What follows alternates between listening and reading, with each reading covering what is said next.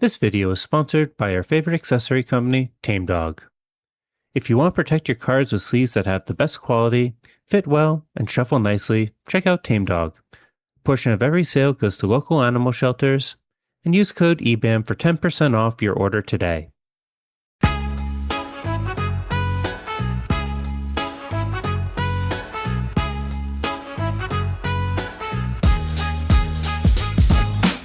Hello everyone, I'm Thomas and that's Austin, and this is Everyone's Bad at Magic, where we untap, upkeep, and punt. And today we're joined by our homies, the Snacks, from over at Bite Sized MTG, Zach and Wayne. Friends, would you like to give the folks at home a little bit of info about who you are and what your credentials might be? Zach, looking at you to start off today. Sure, yeah. I'm Zach, or Snack on Discord. Some of my credentials, I won the 2025 Top Deck Invitational, and I finished last season in the top 10 of the leaderboard.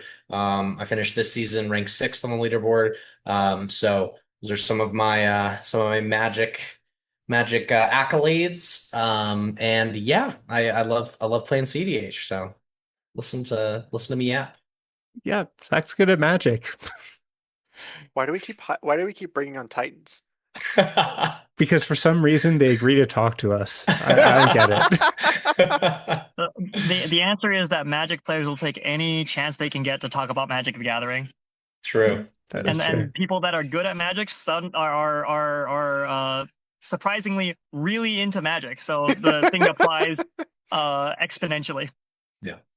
Wayne, you've been a guest on the show before, but for those who didn't see that episode, would you mind giving yourself an introduction as well? Hey guys, my name's Boros Wayne. I do the editing. I do some of the hosting at Bite Sized Magic as well. I play primarily Zerda, the Dawnwaker. So I play. This episode is a little bit skewed in my favor.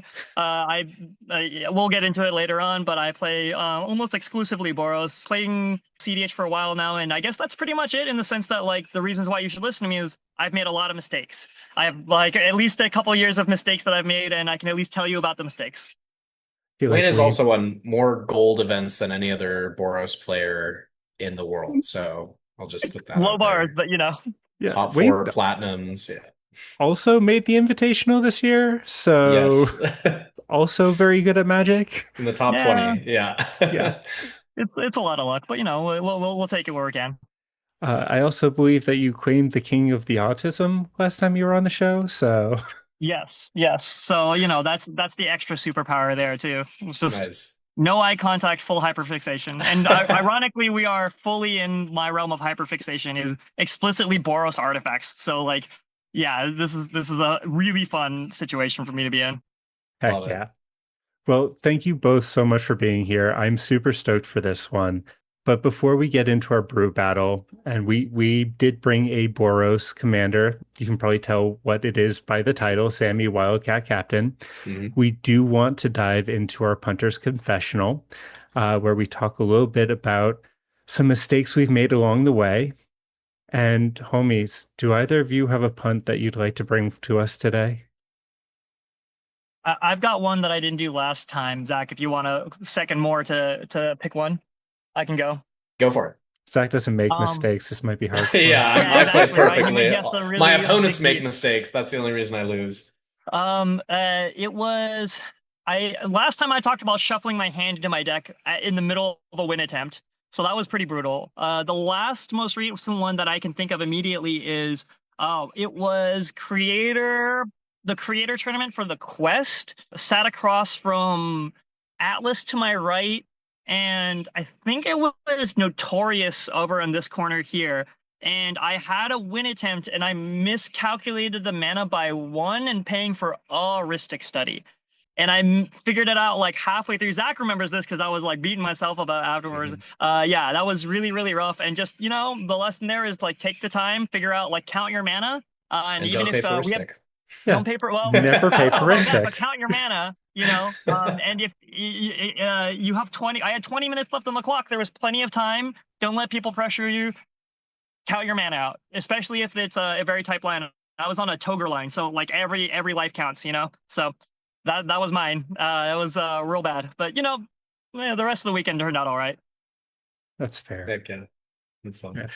My most recent punt was in a game with Wayne 2 days ago. Very Which recently. one was this? Which one was this Uh, one? this is Wayne has brought this up multiple times to me, so I'm surprised they don't remember. Oh But yes, I do remember this. Okay, okay. yeah, so out of I really don't know where it came from, but I decided to play Rogthras, a deck that I've played multiple times in tournament, and every time I've played it, I said that I hated the experience. I actually had a lot of fun playing Rogthras in this most recent event that we did, but I played with a card I had never played with in the history of Magic before, which is Nykthos Shrine to Nyx. And I just assumed that I could choose any color, no matter what my devotion was, and add mana for any color, And turns out you get to add mana of the color according to the devotion of that color. So I sat there for like 3 turns with no blue mana, and that was fun. So I'm not gonna make that one again, but it was a good one to note for sure. Oh, that's There's brutal. there's a lot of good context around this conversation too, because Yeah. we have an episode coming out that we did recently that's talking about generalizing, specializing, and I've been trying to convince Zach that hey, with Invies a month away, focus up, pick a deck, and get used to it, and get really like honed in on it. And it was just a perfect example. Yeah. Sat right next to him. I'm like, come on, my guy. You Yeah, still won what are we that game, so doing? maybe who knows? Maybe I don't know what I'm talking about, but you still won that game. I Oh no, mean- no, was it the game you won the game before, and that was the game afterwards, right? Yeah, I don't Yeah. remember what happened in that game, but yeah, You yeah, developed like 9 mana turn 2, and we're like, fair enough. yeah. Turns out when you can use your words, sometimes the deck doesn't matter quite as much, I True. suppose. Yeah. Yeah. Yeah. All right. Well, thank you so much for sharing those, friends. I Mhm. also have a bit of a punt, and this unfortunately did lose me my second game at locals this past week. I was playing Kenrith, and I was in third seat after a Arkham Dagsum and a Rogsai. Sorry, third player, Cortez, you don't really matter here. You're irrelevant in that game. But Rogsai had a turn 1 Necrodom, and I tutored for a OBM, as one might, to really punish that. And I managed to get a Ranger Captain on the table before Rogsai truly popped off. And instead of forcing Tyler to Arkham Dagsum away his only artifact creature to get a God Pharaoh statue, I cracked my Ranger Captain to stop Rogsai during his attempted storm, and I lost that game because of that. And I should have bullied seat 1. Always bully seat Arkham. 1. Yeah, agreed. Yeah, just small thing, but in hindsight, it's like I had that game if I just forced Tyler to interact instead of interacting. But yeah, You always make Tyler interact. always bully Arkham. Yes. Arkham should Yes. never resolve. Agreed. No Arkham Activation Club. Yep. It's like Magda. Just Mhm. kill it, get rid of it, always. Yeah. Make them play different Outside. decks. All right, friends. I think we're going to move on to our main topic today, and that's our brew battle. So, the background about how we do these. We kind of all put forth a couple of commanders that we were somewhat interested in brewing. I think it was like 5 or 6, and then we put a poll up, and then we all voted for different commanders, and one got 2 votes somehow, and that's how we ended up on Sami Wildcat Captain, and Wayne is smiling ear to ear for the Boros. But we are We ended stoked to up on- brew this. We ended up on this because Titus cheated. But we're here anyway, and it's great. Yeah, if you want to throw him under a bus, that's fine. Titus wanted Wayne to get their way. Regardless, we think this is a pretty cool deck, and we all came at this from different angles to see what we could come up with and see if we could build a cool tournament deck or a cool Lobbycon deck in a way that people might not have seen before. So this is kind of our first time each looking at these lists. So hopefully we can see some cool stuff that came out of this. So, Wayne, I think you volunteered to come up here first, and we're going to take a look through what you named Boros Armory Top Personal. Do you got a name for this deck? So the reason why it's personal is because this is, and I'm pulling up my decks real quick because I do need to give a couple shout outs to when Sami got spoiled I almost immediately started brewing them to try to figure out something, but it wasn't exactly. I put it together and it was pretty fun. But it wasn't until, let's see, Mr. Cullen T, aka Nick Cage is my dad, really started talking to me about some of the possibilities, some new stuff that really got me looking at it again. Sometime within like the last like 5 to 6 months, I put it back together in paper to say what you were saying before. This is a fantastic Lobbycon deck. It is so much fun to play at Lobbycon. I don't know how much I believe in it as a tournament deck, but that's just because I personally don't like Storm. I'm anything in my mind that feeds Ristic Study is not a losing game plan, because obviously there are Storm decks that work, but not a game plan that I want to be doing. That being said, I really this is a really, really fun deck, and again, like I said, really, really in my wheelhouse. I'll try to cover a few bases here, so that way you guys don't have to, like, just since we're in my color pie, I'll cover a few bases that makes it so that we don't have to say them over and over again as we're looking at some of the things. So obviously, red-white, we don't have Force of Will, we don't have Ristic Study, we don't have any of the blue interaction that you guys are used to. So you have to get really creative with some of your interaction here. This was not hard for me because I've already been staring at all these pieces already, but I'm very curious to see what you guys have come up with. Or you could, since it's in kind of like a pseudo turbo Storm deck, you can say, screw it, I don't need any interaction. That's a you guys problem, you know what I mean? I'm going to try to win on turn 2, right? So the problem is with trying to win on turn 2 with this deck is that Sami is a 6-drop. So I'll read the text probably, or does somebody else want to read the text? Since Oh, no, I'm no, going to be talking go for a hot ahead. minute. Like, okay. let's go over Yeah, what go Sami ahead. actually does. Sami Wildcat Captain is 4 red-white. Legendary creature, human artificer rogue. Artificer, specifically here, is important. Double strike vigilance. I wish that was more prevalent, although I tried to make it so. Spells you cast have affinity for artifacts, which is broken. It's so cool. And they are 4/4. Notably, something that I thought was really cool, Sami is canonically non-binary. So a big part of me really hoped that this would be my second deck, and both my cEDH decks would be non-binary. It felt very representational, and I really like that. But as you see, you haven't seen me taking this to any tournaments yet, so it's not quite there. But who knows? Maybe after this episode, we'll see. So the real thing that we're looking at is spells you cast have affinity for artifacts. For those of you guys don't know, affinity means that for the amount of numbers of artifacts I have, you can discount by generic 1. So if something is generic 1, if I have Sami out and I have an artifact, it is free.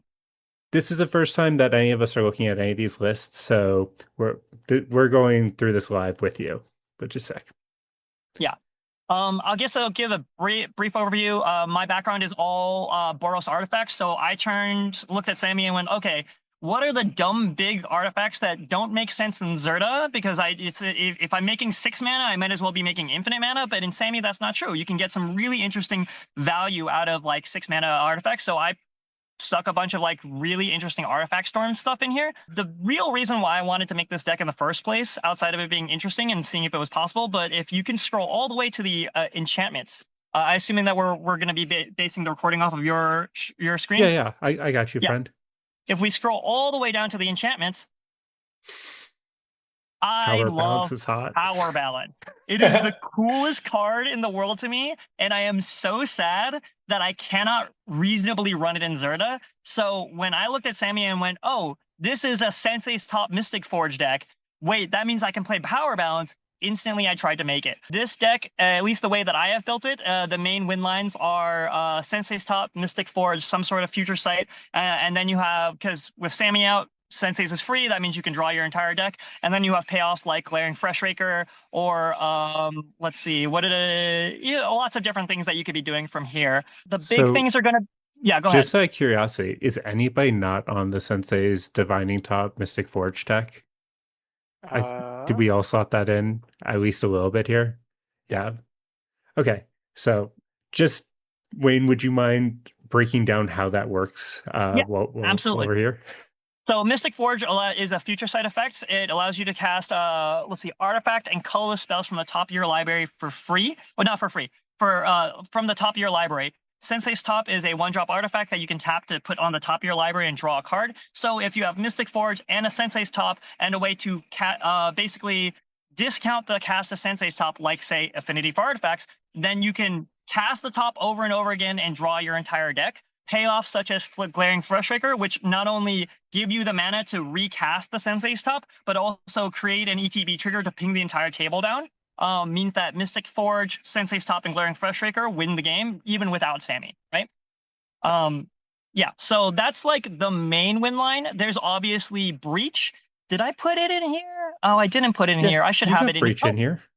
No, I was going Kazi's command. I love Kozilek's command, but notably also with Breach and let's say something like Bottle Cap Blast, you could in theory breach yourself out and then shoot everybody in the face. So there are some other ways to wins, but the main line is, let's say, Glaring Frustraker and some sort of ETB over and over and over again of a colorless spell. I particularly just like, I always kind of try to build into my deck a way to win outside of the main win line in case, let's say, what if Glaring Frustraker is exiled? What do you do now? You know what I mean? So I think it's important to have plan Bs. Outside of that, is it just because I'm not controlling the screen, would it make more sense for you to just kind of like go through the list and you ask me questions and I'll explain some stuff, and that'll probably cover a lot of basics for other people's decks too?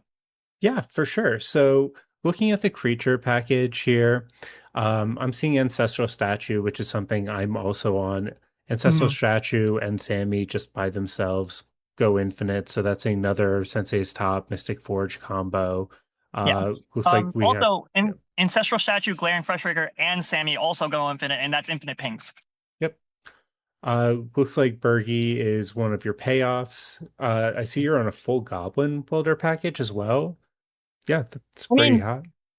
To me, that's more Zerta comfort picks. Goblin Engineer like overperforms all the time in Zerta, and Welder is just a way to get some of those big 6-drop artifact stacks. So especially if I really went deep into not the Red Storm side of things, but into the artifact side of things, because in my mind, I want to be, even if I get stopped and I developed a bunch of artifacts, that means that I can then go again the next turn. Making sure that my affinity is always at least 3 to 4 to 6 plus is always like a big important thing. Engineer is a good way to tutor and also has recursion, and Welder is just good interaction plus a way to change out, let's say, a treasure for like a Chimel or something like that. Okay. Sandstone Oracle, that looks kind of like Cope. You want to talk through that one? So Sandstone Oracle is, so if you notice, if you go to the sorceries, I'm not on Wheel of Fortune. I'm sure a lot of you guys are. I personally don't like wheels in general. I've tested them in Zerta and they haven't done well for me.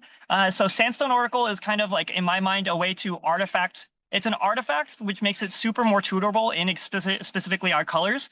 And it's a creature which makes it harder to, what's the word I'm looking for? Harder to counter. So these are kind of like things and heuristics that I've pulled over from playing my main deck, where I'm like, I'm in Boros, I don't have black tutors, I don't have some of the other tutors. So my best tutor is going to be E-Tutor and Gamble, which also explains like the Welders. I need to be able to recur the stuff if I accidentally pitch it, And if that's the case, then I want to make sure that if I'm tutoring for something, my E-Tutor can be combo piece, it can be payoff, or it can be ramp, or it can be value.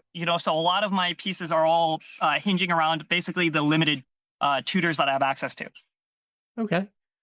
I love that you're on Knuckles, just furthering the double strike method of Sami. Yes, exactly. Knuckles is part of what I call the treasures package. Ironically, if you're on that screen, you're looking at it almost entirely there.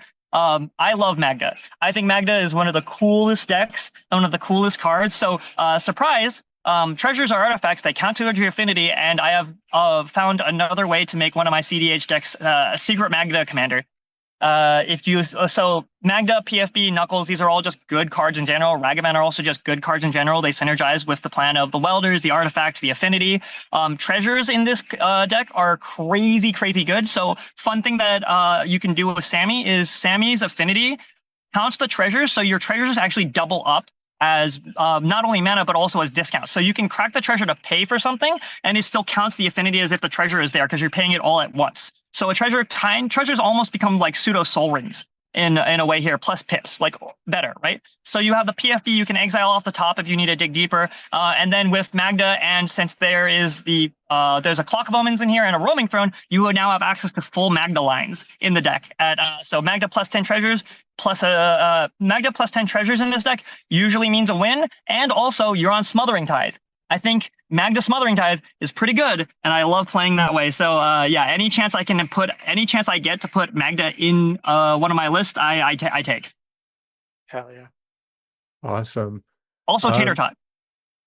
Taro Taro? Yeah, I call that a tater tot. You know. I mean, it's a staple for a It's reason. tater tot.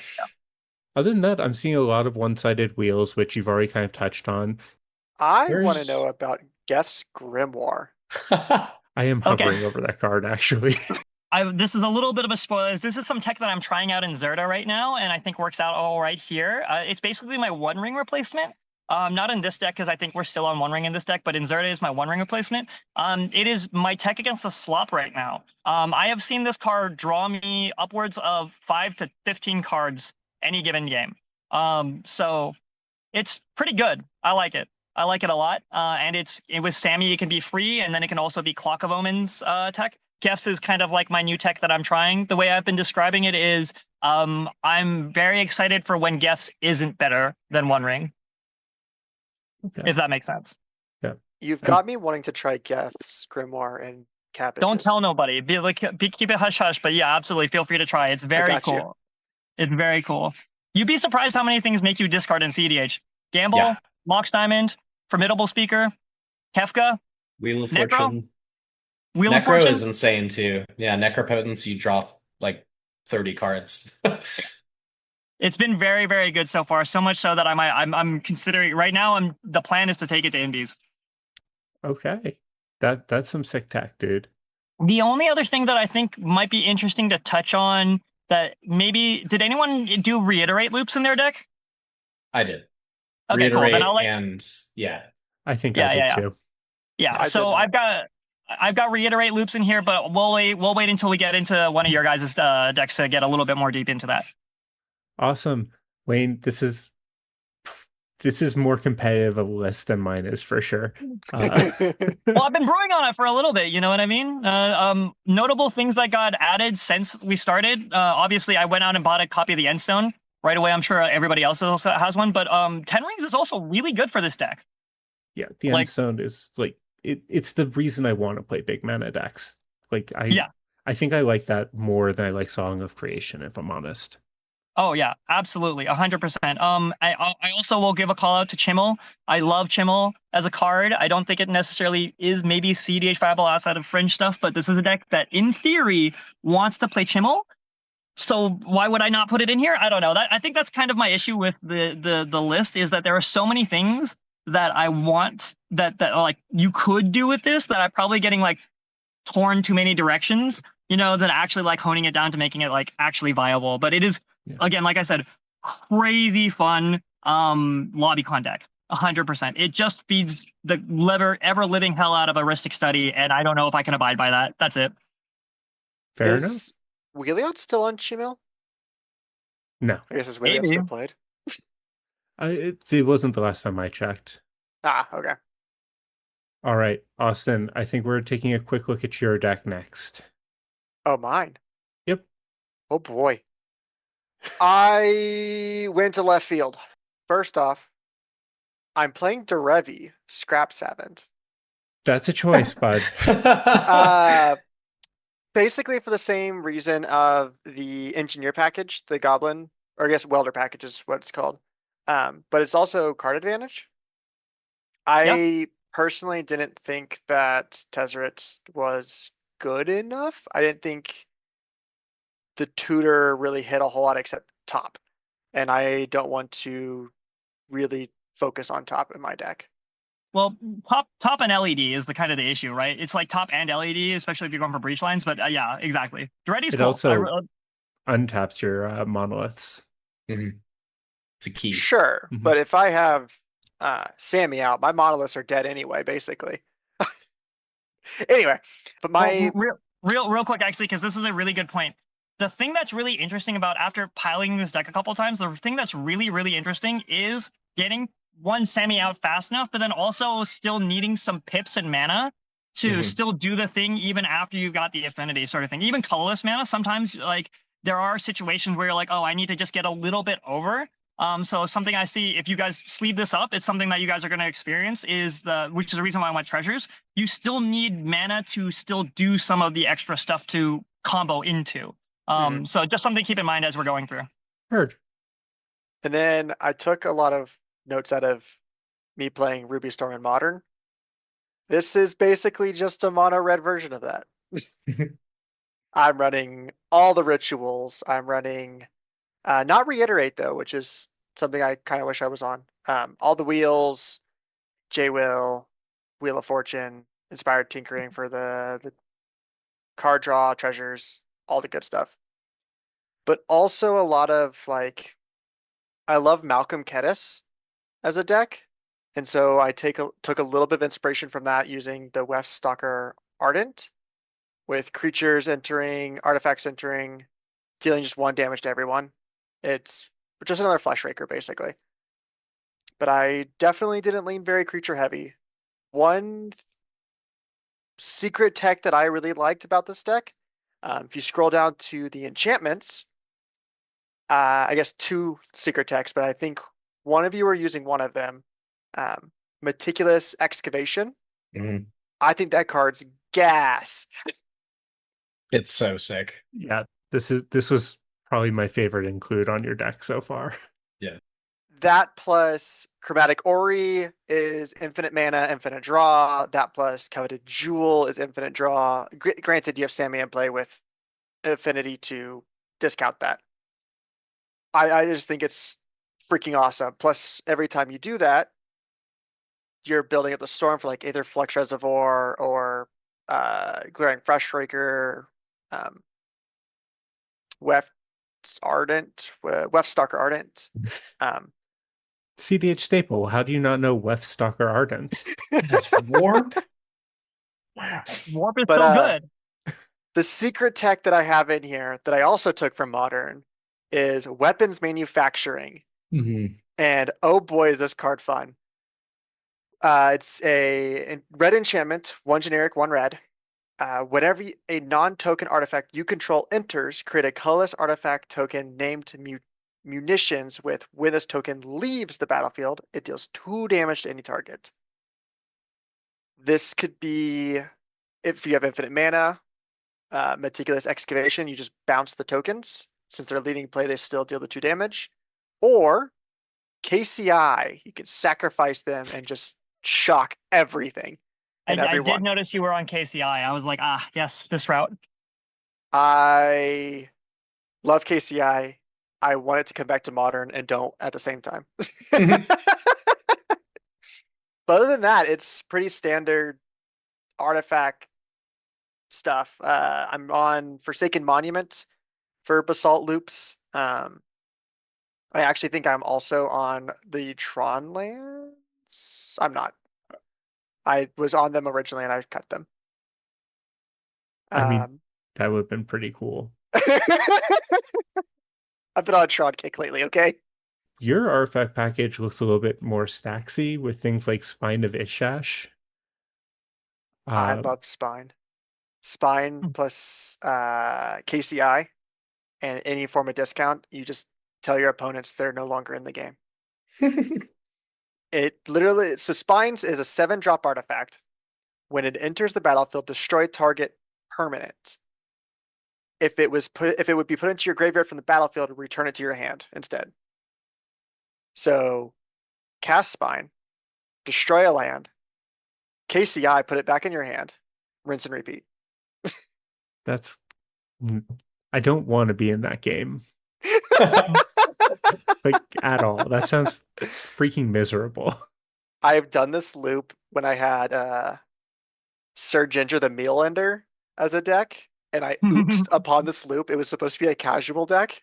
And I sat there, I started doing it, I'm like, oh, this isn't good. Spy didn't last very long after.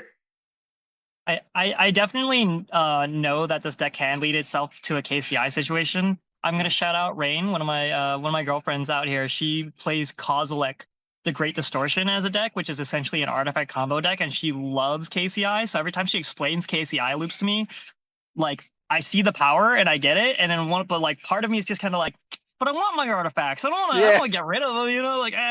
But the weapons manufacturing is such a good call out in the sense that like the Aether, what was it? Endstone, the set that Sammy came out in, Edge of Eternities. There was a lot of really interesting like red artifact shenanigans that was happening in there, and really made me like think, oh, maybe there is something there. You know, like they're leaning into that. Plus, absolute worst, they are artifacts. They are adding to your affinity. Yeah. Yes. Did anyone put Tanook in their deck? No, I thought about it. that would Yeah. have been a cool call out though. Yeah, I don't know. I was thinking. Yeah, just cheat in a bunch of big things, but it feels like we're already doing that with the commander. So Yeah. Do we want to talk about Comet Storm and Commune with Lava? So, notably, Sammy says all spells have affinity for artifacts. And I'm running the same package that you are with Smothering Tide, Taru. I'm also on Academy Manufactor. I saw that. And then the weapons manufacturing, I'm producing a ton of just stupid idiots. And so I expect to have a very large affinity count. So a cool way to just end the game is here's a Comet Storm multi-kick 3 times, X equals 40. Die. The fact that it's instant speed is pretty cool. Yeah. Something that It's also I'm removal. not.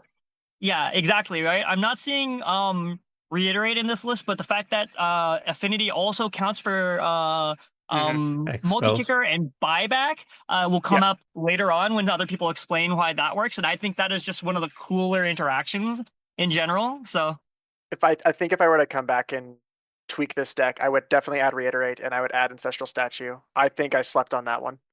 Both of those actually. There's actually a piece of tech that I need to put you. Well, I'll mention it at the very end because I realized I didn't put it in my personal list. But there's a piece of tech that the other Sammy pilots are on. Oh, actually, might show up in one of your guys' lists that I want to talk about. But we'll wait until the end and see if anybody else has it. all right. We don't need to spend any time on this, but I do want to point out that there is a card called Snort in this list, and I'm good to move on past that. That's just good Rowan tech, baby. That's just good. Like Sammy's just what like artifact Boros equipment plus Rowan. Rowan. Boros That's Rowan. it. Boros Rowan. That's it. We just don't have to hurt ourselves to do it. Yeah. Austin, are there any cards you think we're missing pointing out on your list before we move on to Zach's? Nah, I think other than what I've pointed out, it's just standard Boros stuff. So like Savines and I'm on K Looking- Command. I love K Command. K Command's so good. My issue is K Command I like as an outlet most of the time, and like I guess if you're planning X spells, yeah. My only thing is, I was on Fomori Vault too, but I cut Fomori Vault. Just like I needed like one more less land slot, and I'm off of it on Zerta, and it doesn't feel right to be on it here if it still costs 3. But Fomori Vault is so good. I love Fomori Hold Vault. on a second. Yeah, Fomori Vault feels really That's necessary gas. in this Yeah. deck. Listen, I'm used to Fomori Vault costing me 1 mana. 3 feels untenable to me, but you know, that's Yeah, just but it. digs 20 cards. Does. Like, Yeah, I know. doesn't matter I'm if it used to costs costing 3. 1 mana and digging 10 cards, you know? Okay. Waits on copium. Also, nobody. Is anybody on Crow? I should just wait to see the list. My brain is like brewing in real All time. right. We're Brewing pushing live. forward. Okay, Zach, we're going to Snacks and Sammy's next. Sweet. Yeah. So I've been doing a little bit of adding as Wayne and Austin and talking. I'm like, oh, that's actually pretty cool. I do like Knuckles. Or do I need and to then, refresh the list? You might have to refresh Yes. the list. I Yeah. want to say I'm very excited for Zach's list. Yeah. It's So it's go for it, all the Austin. right places. Yeah. So disclaimer here, the deck name is Snacks and Sammy's because I just came up with that 5 minutes ago, or 20 minutes ago, or 30 minutes ago, whenever we started, and I thought that's funny. The description is credit to Cole Justice. This is Cole's list with some modification, but it's like pretty much Cole's list. Cole is just really cool dude. One of the better players that plays also really interesting decks like Sami. They currently hold, I think, pretty much every single top result with this deck, including a gold win on my birthday, which is how I kind of saw this list as I Let's was just go. browsing EDH top 16, and I was like, holy Also, crap. also San Diego local, right? Like let's like Cali credit where Cali credit is due. I don't know if No? Cole is a San Diego local, actually. Somewhere I down don't, here. He's driving distance. No? yeah, I Yeah, that don't counts. know. I'm not sure. You I'm don't? not sure. But regardless, shout out to Cole. Just Ice is their Discord name, and they won a gold event on this list, and I was just super impressed, and so I decided let's do what I always do, which is net deck, and then do a little bit of tinkering. I call it tinker stinker time. Um, and so I did some tinkering and some stinkering, and I took some ideas from Wayne. The Queen of Dale is a card I just think is going to be fundamentally pretty broken in a lot of Mhm. decks. And that's one I just wanted to test in here.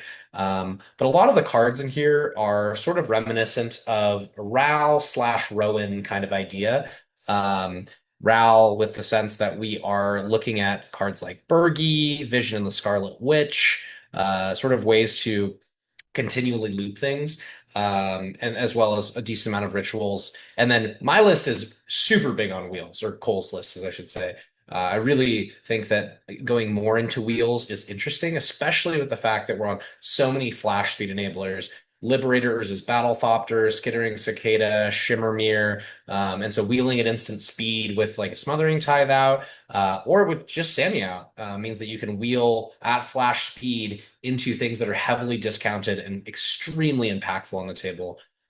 So I believe some of the strength of this list lies in the fact that no one knows what the heck you're doing. You're playing Boros and you're just passing with like a Vidalcan Orrery in play or one of your flash enablers, and someone's like, "Oh, maybe that's concerning, but I'm just going to ignore this player," and then you're just winning at flash speed, similar to like how the Cabbage Merchant works. Um, and like Austin mentioned, but a lot of these big payoff spells come in the form of X spells or highly expensive spells. So cards like Devastating Onslaught, XX red, create X tokens that are copies of target artifact or creature control. They gain haste, sacrifice in the beginning of the next end step. Ignite the Future, being able to go essentially one red mana and then flash it back. Being able to cast a whole bunch of spells for free. Tinkering's phenomenal. Snort, Wheel of Fortune, Will of the Jeskai, all three are wheels that you have access to. I think Wiccan, Young Avenger, is one of the more broken cards that we haven't seen as much play in, but I wanted to test it in this deck just because our artifact instant sorcery count makes up for a pretty large amount of the deck. What else? I So, chose to not really interact at all, also. Sorry, what were you gonna say? real quick, Yeah. seeing you being on an extra piece of mana generation on top of Bergie, like the Vision and the Scarlet Witch, it feels Yeah. like that's probably the way to take these storm lists and being able Mm. to pay for Ristic responsibly.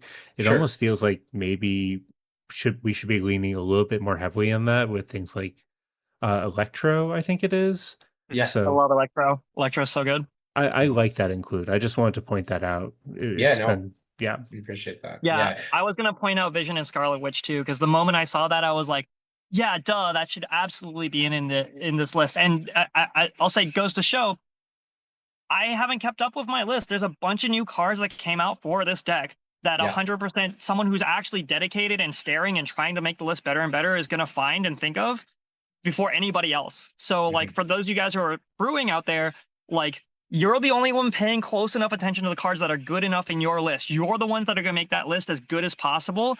Don't let anybody make you doubt. Try things. Totally agree. Completely agree. Yeah. Sorry to ruin your flow there, but Oh no, you're totally good. Someone has to stop me, or I'll just keep going for like ad nauseum. Also, So I forgot to include Zenith Festival. The Zenith Festival is yes, so Zenith good. Festival's broken as fuck, or as heck. Sorry. you're good, bud. The card that I wanted to talk about is in here, so I want to see if you touch on it, Zach, first, though. But Yeah, yeah. we're not leaving this without talking about this card. But keep Okay, going. well, we'll see if I find it. So yeah, just again, going through the creatures, we've talked about a decent amount of these. They're all either tech pieces that create mana, flash speed enablers, or Wandering Archaic, which is a broken card, especially if you cast it for free. The sorcery slots are pretty much dedicated to big splashy spells or rituals or wheels. And then our instant speed spells, again, kind of follow a very similar context. Again, we're looking at like big score, commune with lava, um, some interaction. I would say there's like pretty minimal interaction. It's not really our job. We're in Boros, although Wayne interacts more than almost anybody I know. Um, one really cool card is leave / chance. So this This says is the card. return any number of target permanents you own to your hand, and then you can do the aftermath side, which says cast a spell from your graveyard, then exile it, which says discard any number of cards, then draw that many cards. So not only do I get to at 2 mana bounce everything, right? Like, why is this not in blue form? Um, we know it's not in blue form, but being able to like bounce all my rocks and then recast my rocks, being able to bounce, my high impact spells that have really impactful, like, like Sandstone Oracle, right? If I bounce and recast my Sandstone Oracle, I can cope even harder. Yeah, And bunch if of the you were mana on rocks. weapons Yeah, manufacturing, you could bounce the munitions, dealing damage. that is true. That is true. I think we should be on There, weapons munitions here. Cole, if you're there, listening. there's also like there's an interesting balance with this card, which I really like about these clashing color. Like Boros is like enemy colors, white, Yeah. red, right? The balance in this card is I bounce enough into my hand, but still leave enough on board to keep the affinity low enough Mhm. that I can redeploy some of my rocks to also play pips, but then keep enough in my hand to then chance away. Right? Yes. It's so interesting the way that it interacts specifically with this deck. Yeah. Yeah. It's really cool. Yeah. Other impactful cards, Orange Chant Silence, obviously. One that doesn't see as much play that I think should see more play, especially with how much people complain about Rhystic Study, is Patrician Scorn. I was waiting for it. Yeah. Free? It's so cool. It's I've like, never what the seen heck? this card before. Yeah. How have I never? I play in the Denver meta. How have I never seen this card before? Exactly. My, Yeah. my issue with Patrician Scorn is that it's a close to a board wipe for Rhystic Studies, and convincing the other blue players that the other person is outdrawing you, we need to get rid of the draw engines, is so hard sometimes. Like convincing anybody to let a board wipe, like a whole table to force a board wipe through, is a monumental task. So I've stayed away from them. But yes, I have a copy of Patrician Storm just in case. 100%. Mm-hmm. Yeah. Well, the cool part about this deck is because it's operating so much at flash speed, you can just pass priority on everything, right? No one is going to be looking at you like, why are you sandbagging your Patrician Scorn or your Silence or your Arms Show? Like, no one expects you to interact. You're kind of just sitting there and waiting. And just like the Cabbage Merchant, you're kind of trying to find that really unique window of opportunity when the blue players have both, exhausted themselves by going back and forth with counter spells. And then, finally someone puts the board on the stack and everyone passes priority. And then you're like, all right, here's a Patrician Score and everyone's Rhystics are dead. And now here's my Flash Enabler. And now I'm going to win the game. So it plays really well into that. Additionally, in the instant slots, one shout out that is a card I've never seen played before, but I'd be really interested to see is Raphael's Technique. So this is a 6-mana instant, but you can pay its sneak cost as well. So it says sneak for 2 and a red, you may cast a spell for 2 and a red. If you also return an unblocked attacker you control to hand during the declare blocker step. Normally, you'd be casting this in the middle of combat, but since you're able to discount your spell so much, you can just cast this at instant speed whenever you want on anyone's turn for that for 2 red mana. So instant speed wheel is pretty cool. And then the last piece that I think is really impactful in the instance that I really want to touch on is Searing Touch. So I thought I was on Reiterate, but it looks like I am not. How did all of us miss Searing Touch? This is just Searing Touch a is win. broken. Yep. It's like doing what Ancestral Satchel is doing. You do need to have a Burgie or a Vision, or if you wanted to be on like Electro, that would work too. But you need something that generates the red mana as you cast spells to be able to loop Searing Touch. But the buyback cost is free as long as you have that discount of 4 from Sami. So I just don't like how missteppable it is. That's all. I like Reiterate better. that's fair. I mean, Yeah, you can just Reiterate's buy it probably back. pretty. Yeah. But if I Searing Touch with buyback, doesn't it, and it gets misstep, it goes graveyard, right? Yes. Oh, Yeah, yep, so- you're right. That's my issue with it. I like Reiterate better because it also Reiterate also combos with your big score. Someone else did Reiterate. I won't get into it. Oh, wait. Yeah. Reiterate's broken. Not a ton to touch on in the artifacts that we haven't touched on super duper. I will say that there are some really fun cards in the artifact slots. Like we mentioned, the Endstone's insane. The 10 rings is really, really cool. Memorial Vault is a cool one just because you can get some extra value out of these big splashy artifacts that you don't really want to use anymore. Coveted Jewels, insane. Yeah, the artifact slot's pretty good. I would definitely cut the one ring for Geth's Grimoire, I think, if I had to go back, and I might do that right now. God And Pharaoh's then in here notably. yeah, yeah. So is And then Gilded Lotus. Gilded Lotus is fun. Yeah, I this mean, who reads doesn't like like Black Lotus? the Wheelie Odd artifact package, honestly. Yeah, it does. Yeah, exactly. Yeah. And then Meticulous Excavation being able to combo with pretty much, a lot of stuff. Notably, Chromatic Ori is really, really cool. Chromatic Ori, and I'm pretty sure it combos with Coveted Jewel. Yeah, it combos with Coveted Jewel. You draw your deck. A bunch of stuff. And then the Breach package, we do also have a grinding station, so you're able to win the game that way.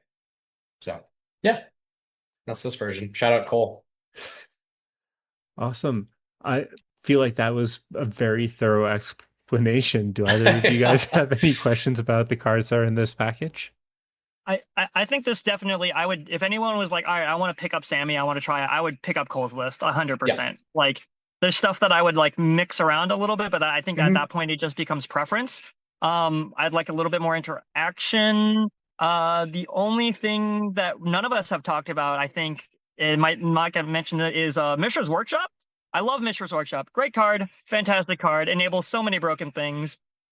I'm curious as to what everybody's land counts were, because that's the one thing that I had a really hard time. Because like when I brewed it with other people, they were like 23 lands, and I'm like, you're insane. What do you mean 23 lands? I feel so uncomfortable at that. But I'm seeing Zach, you're on 24 here, right? Mm-hmm. Yep. What's Austin's on everybody's lands count? 26. You're on 26. I'm on 25. You have an MDFC. Yeah, NDFC's count. And I'm on 26 as well. Okay. Yeah. But I guess it's like turbo, like that's turbo land base, right? You know what I mean? That's what Zach's looking at here, I guess, a little bit more. Yeah, this is a turbo list for sure. I saw stickers. Are you on Sticker Goblin? I think Cole is on stickers, as most pilots should be on stickers, just because if you have an opportunity to copy a sticker goblin, you need to have stickers in your sideboard to legally be able to like produce mana with the thing, or otherwise it just does nothing. I'm pretty sure that's how it works. I'm not sure if you're able to use like the D20 thing to decide how much mana you give, but I'm pretty sure that's why. Is Cole naturally on Magda PFB, or is that something you added? I believe he's naturally on PFB Magda. I can pull up his list and look at where our differences lie. I love Magda. Cole, if you're on Magda naturally, just throw in a Clock of Omens. I swear, I promise, it's way more useful than you think. To touch on how the stickers work, if you play a card that cares about stickers and you don't have sticker sheets, you actually go out to Ask Urza. There's a link to choose sticker sheets, and you get 3 sticker sheets at random. Do you have to do that pre-game, or can you do that like? So if you do it pre-game, you can choose your 3 sticker sheets. Well, kind of. You could choose your selection for people to choose. Okay. But if mid-game, if you forget to present the sticker sheets or you don't have them, you use Ask Urza. That is actual factual of the rules. Anyone who's going to try to look that up, it is not in the rulebook anymore because it got removed by WotC because stickers aren't in any sanctioned formats. Go to the wiki. It's good to know. Came up at the siege. That's how I know. Also, Mightstone, Weakstone. Oh, sorry, I'm like looking through the list still here. Yeah, go for it. Yeah.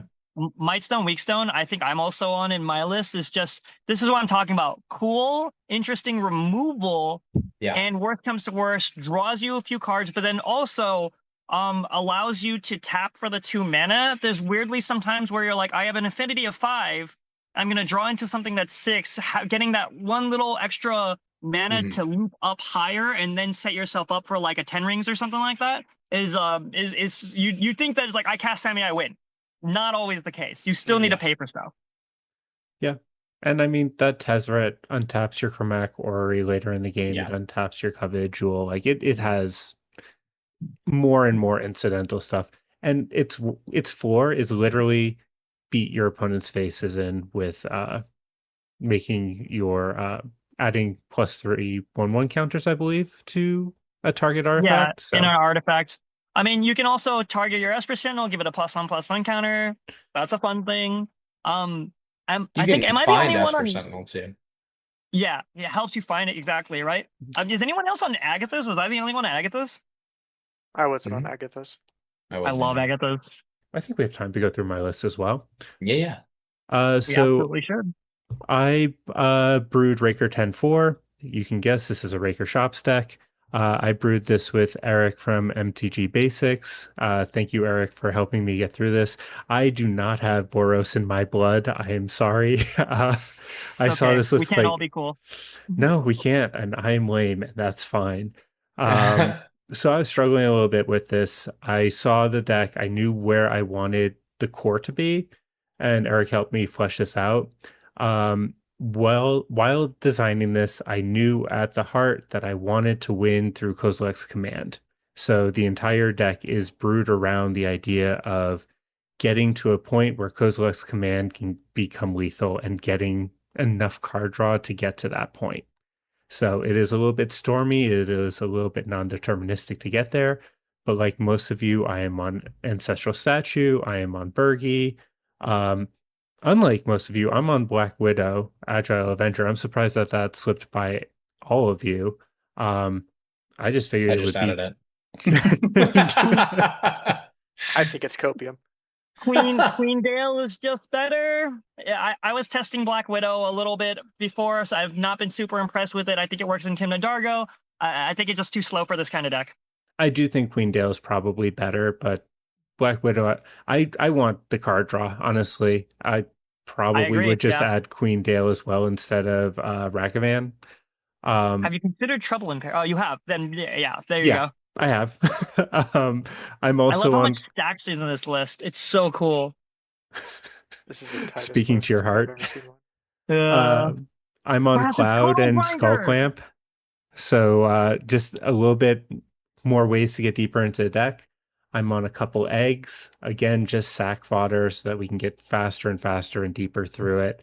Um, I wanted a bit more protection than I think the rest of you did. So I put in GA, I put in Hexing Squelcher, and I'm running both Red Blast and Pyroblast, which I was surprised to not see in every list. Maybe that's just because I'm a mid-range player at heart and I don't have turbo in my bones, but I want agency at a game at like the base level. So I agree. other than that, yeah, I have a bunch of tutors. I have a bunch of dig spells. I have a cat who's walking in front of a camera. Um, and yeah, we are just trying to get down to our Kozilek's command. And we are stacking out the board a little bit to hopefully buy us some time to get there with things like Tangle Wire. We have things like Mycosynth Lattice, which is a very fun little combo with Vandal Blast. For those who don't know, if you have Wow. Vandal Blast and a Mycosynth Lattice, you can destroy everybody else's permanents on the board. I That's noticed the fun. Vandal Blast. I didn't realize that's what dear Lord. Two red too, because the So overload cost is discounted. Hmm. I have one question then. Yeah. Why aren't we on Karn the Great Creator? Exact. That's my thought too. Because it does the same thing and Karn is free with Sami, as long as Affinity's 4. And can also get Probably your should be. artifact stacks if something gets exiled. Yeah. It Yeah, perma locks a table, like if there's no creatures on board. that is a good call out, and it should probably be added to this deck. So, And is less counterable than Vandal Blast. But yeah. yeah, no, that is a good call out. That should be added in. I I, probably would do both if I'm honest. Mox Notably, with Jasper, no dragons is hilarious. I was gonna say that too, yeah. I mean, it's a cost reducer. I do want Yeah. to point out, I think Thomas is doing some big brain shit though. Sorry, I do want to note that Thomas is doing some big brain stuff though. Mycosynth Lattice turns off Force of Will, Force of Negation, Force of Vigor, any force effect because Commandeer. Or no. every spell in your hand is no longer blue or Yeah. colored. It is now colorless. Oh, that's so cool. Disrupting Shoal, yeah. Yeah, so I think that is probably my biggest stacks piece in the deck is and A man like I over my own said, heart. when I was brewing this felt like a turn 4, turn 5 deck when I was goldfishing it, so I just wanted to bring everybody down to my level, and we're running all of the protection possible, Vexing Bubble, Defense Grid. Um, I want to play with Curse of Opulence. It feels really good in Rogishai. It felt like it So should cool. feel pretty good here as well. Trouble in Pairs, I've always felt like it overperforms anytime it hits the board for me. Don't tell nobody. It's okay. It's Trouble in Pairs is fine. Leave it alone. It's yeah, I Don't agree, but don't counter tell it. nobody about it. And just like Austin, I thought weapons manufacturing was just too good to not have in the main deck. I But do want to shout out Sunforger. I love Sunforger. Yeah. Oh my god. I was just about to say, are we just gonna skip over Sunforger? Absolutely not. I love Sunforger. It's such a cool idea. I see the control aspect of it. Mirage Mirror. I love a Mirage Mirror. I'm surprised that there's no KCI on this. This feels like it would be good for like even just like Mock Jasper. I'm like, oh okay, KCI somewhere, but I guess not. Just to, even if you want to unlock yourself potentially. yeah, Um, I could see yeah. a world for that. Like I said, I am not the most comfortable with Boros, so I'm probably missing some things. And I'm definitely open to making changes down the road to this deck, especially if it's something I would bring to like more than likely a Lobbycon than a real event.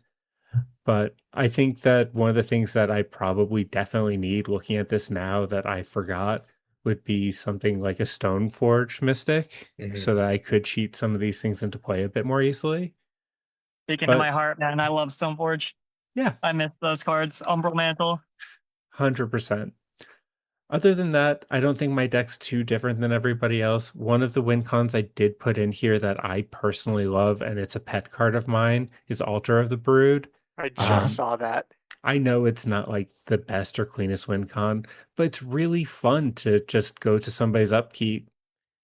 And when they get past their upkeep, just watching them not have any answers. So uh, I know we have wheels to like close out the game, but that is a personal favorite of mine. Yeah. And bring that back from the Derevi days. Also, with all of the wheels that everybody's on, I'm surprised I didn't see anybody else on Brass's Tunnel Grinder. Yeah.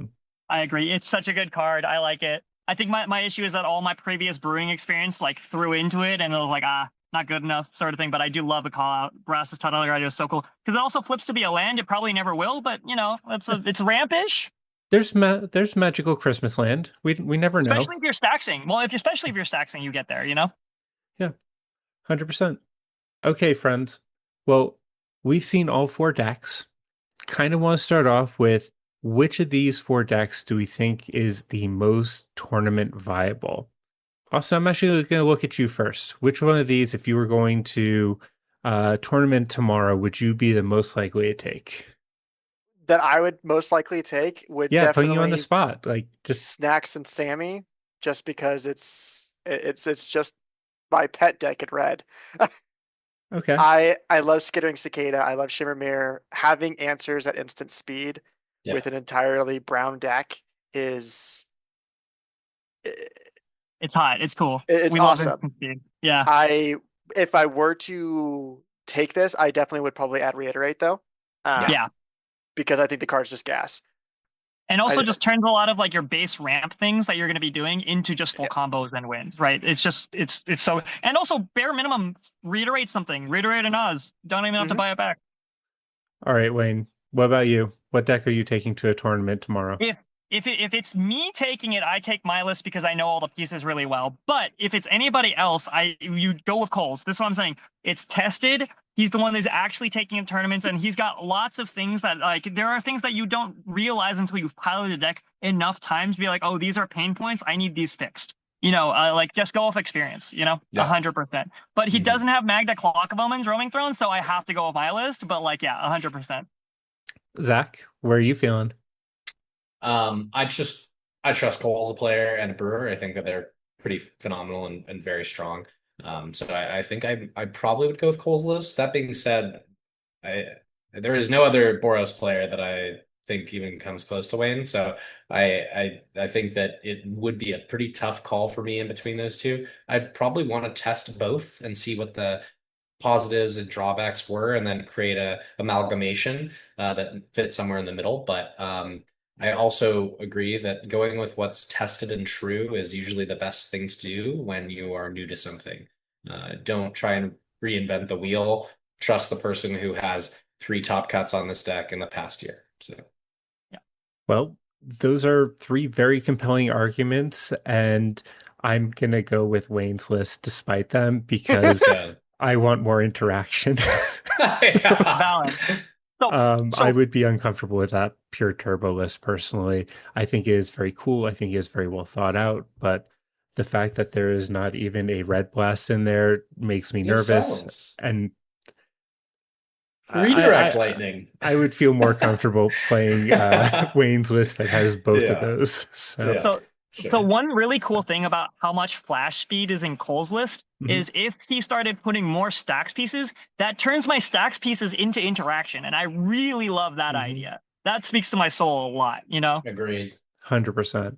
All right, friends, last question.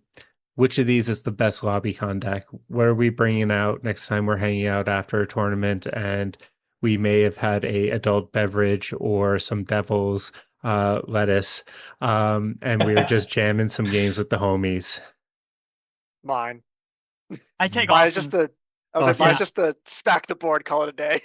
Yeah. I take Austin's because I want Rain over my shoulder judging me for how bad I am doing KCI loops.